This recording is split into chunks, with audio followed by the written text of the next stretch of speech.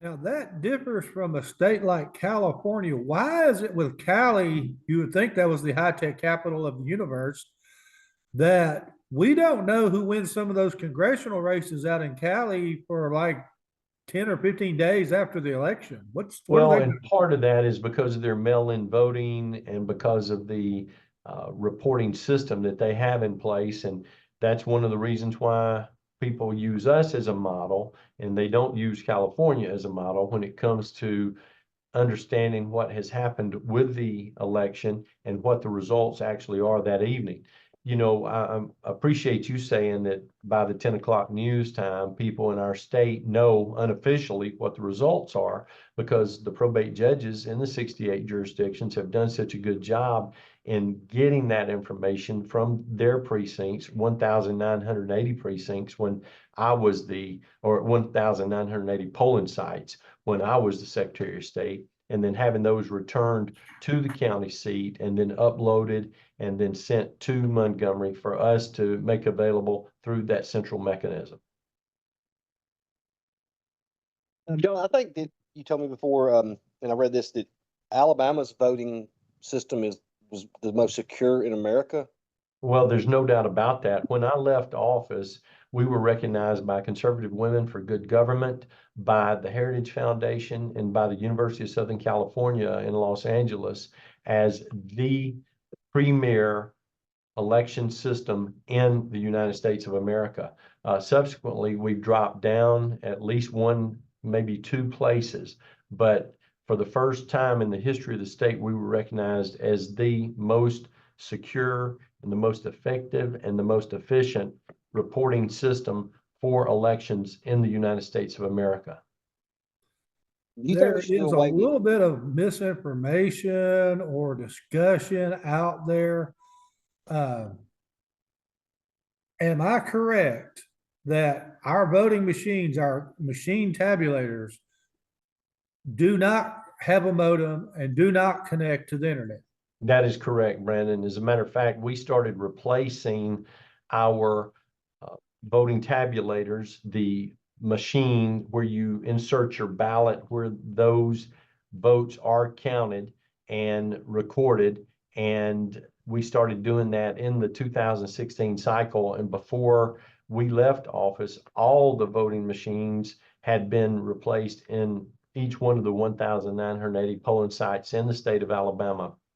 They're not connected to the internet and they have not been connected to the internet. And when we had them designed, we had them designed without modem capability. So you could not transfer information electronically from that location to a central reporting location by the use of that equipment at all. And the main reason that I wanted to do that at that time, and this is before any of those concerns were introduced in the 2020 election, is because I didn't want someone in Kusada or Wedowee or Eclectic or Satsuma asking me, are our pieces of equipment vulnerable? Are they able to be infiltrated? Are they able to be impacted in a negative way? And can the results be changed? Because they could not be changed. There is no capability for that to occur. So when we see that Kay Ivey got over 50% of the vote in 3 years ago and Dean Odle got less than 5%, we can trust that those results are the actual results. Not only are they accurate results, they were unchallenged. If an individual has a concern about the legitimacy of an election, Brandon, there is a way to challenge that. Clearly stated in the Code of Alabama. You just need to follow the law and you need to appeal to the local probate judge in the jurisdiction where you want that challenged. Then it goes through the court proceedings where the ballots are actually unsealed and then they can be checked again and then you can determine if the results were the same. That's one of the reasons why we started to have an accountability procedure in place in the 2022 election where we would be able to have an audit conducted. And we did that in just a few counties in the state and then gave a report to the legislature. Now there's another bill that's being considered to make that in place in all 67 counties and all 68 jurisdictions. But there is already a mechanism in place for that challenge to occur if someone is concerned that the results are not as they should be. You think we should do away with mail-in balloting? Because it seems like that, and I've read Congressman Brooks told me about a study that was done with President Carter and Secretary of State James Baker, where they said that was the biggest threat to our democracy. Well, I think it depends on how it's done. Alabama's is the most secure in the nation. We require that an individual that actually wants to vote by mail through the absentee process has to make application to receive a ballot. And so they have to fill out the application and send it in to, or do it in person, to the absentee election manager, which in most jurisdictions is the circuit clerk. When that's done, they are provided with a ballot when that ballot is available. If they do it in person, most of the time the ballot's already available. Then they vote on their ballot. They secure their ballot in the secrecy envelope. It's sealed. Then it's placed in the return envelope and either mailed by that individual or hand delivered by that individual to the absentee election manager. And then that is not opened until election day. But that's one of the most secure methods that exist in the United States of America today. So I'm not saying that mail-in voting should be changed, but I am saying this. I think the model for mail-in voting is in the state of Alabama. And I think that's one of the reasons why we've been so successful. We've had so few challenges. And then whenever we have had incidences that have occurred, that we've had resulting convictions in voter fraud, whenever those have been introduced, we had 8 convictions on voter fraud when I was Secretary of State, which was the most in the nation during that 8-year period of time. Well, shifting There are gears here, certain- what do you think? Go ahead, Brandon. There are certain individuals that are pushing for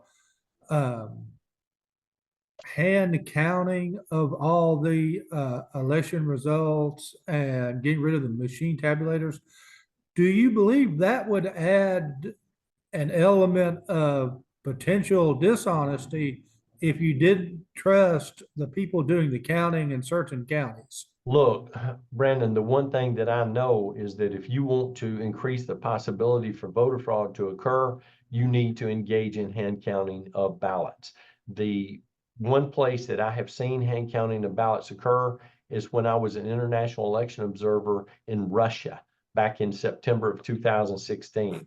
And to watch how they did it and how they counted it by hand and how they separated the ballots by hand is ripe for fraud. And one of the things that was shared with me by probate judge in Morgan County, Judge Kane, was this. He said, you tell anybody that ever asks you, this is how we do our provisional ballots. Whenever they come together after the election, which would be the Friday after the Tuesday of the election, to count the provisionals, he said, we always sit down. I give everybody a sheet of paper so that they can check them along with us as we go over each ballot. We hand count the ballots. He said, we only do 10 ballots at a time, regardless of how many we have. If we have 23, if we have 233, we count them 10 at a time. And he said, invariably, every time that we've ever done this, every instance has resulted in an error by at least one of the people that's in there counting by hand when we go through it. And so we have to go back and redo it, but that's why we only do 10 at a time. And I think that's important for people to note. There's always an opportunity for human error, but when there's more individual hands touching the ballots and engaging in that type activity, the result can often be unlike what you receive by having the machine actually do the counting for you.